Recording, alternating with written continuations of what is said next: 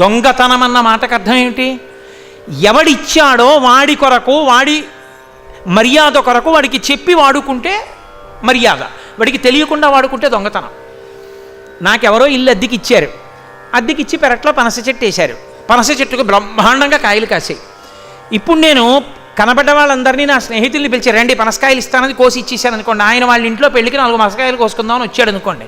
ఏమంటే పనసకాయలు ఏవి అన్నాడు అనుకోండి, ఇచ్చేసాను అందరికీ. అదేంటండి అలా ఎలా ఇచ్చేసారు, నాకు చెప్పపోయారా అన్నాడు అనుకోండి. మీకు చెప్పేది ఏంటండి, ఇంట్లో మేము ఉంటున్నాం కదా, ఇచ్చేసాను అన్నాడు అనుకోండి. మీరు ఖాళీ చేసేయండి నెలాఖరినట్టు అంటాడా అండా? అదే అయ్యా మా స్నేహితుడు పనసకాయలు కావాలంటున్నాడు, ఒక 2 పనసకాయలు ఇద్దాం అనుకుంటున్నాను, తప్పకుండా ఇవ్వండి అన్నాడు.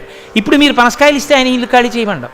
2 పనసకాయలు కూడా అడిగిస్తాడండి అని అద్దె పెంచక్కర్లేదు మీరే ఉండండి అంటాడు. మీరు ఎవరు యజమానో ఆ యజమానికి చెప్పి వాడుకుంటే మర్యాద, ఎవరు యజమానో వాడికి చెప్పకుండా వాడి కొరకు కాకుండా వాడితే అమర్యాద. దాసి ఉంటుంది ఇంట్లో, పనిపిల్ల. ఆ పనిపిల్ల తిరుగుతూ ఉంటుంది ఇంట్లో, తుడుస్తూ ఉంటుంది, కడుగుతూ ఉంటుంది.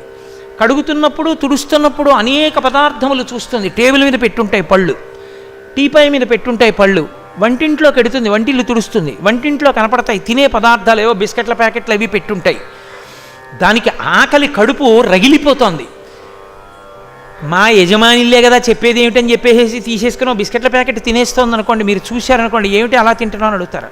ఆకలేస్తోంది తింటున్నానమ్మా అందనుకోండి. ఆకలేస్తే అడిగి తినొచ్చుగా, అడగకుండా తినడం ఏమిటి అంటారా అనరా మీరు? అదే అమ్మ నాకు చాలా ఆకలేసేస్తోందమ్మా, ఈ గది తుడిచి బిస్కెట్లు తింటానమ్మా అందనుకోండి. గది తుడిచి బిస్కెట్లు తినడం ఎందుకే?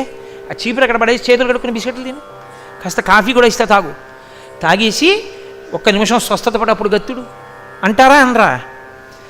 యజమానికి చెప్పి వాడుకున్నది అభ్యున్నతి కారకం, యజమాని కొరకు చేసినది దాస్యం.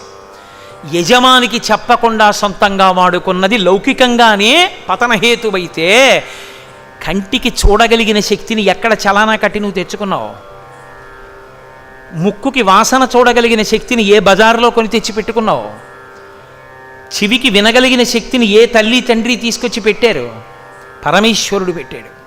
పెట్టిన పరమేశ్వరుడు ఎలా వాడుకోమని చెప్పాడో అలా వాడుకోవలసినటువంటి ధర్మం నీకు లేదా? ఆయన్ని మధ్యలోకి తెచ్చి యజమానిగా నించోపెట్టావనుకో, ఈశ్వరా కంటిని ఇందుకు వాడుతున్నాను అని వాడేవు.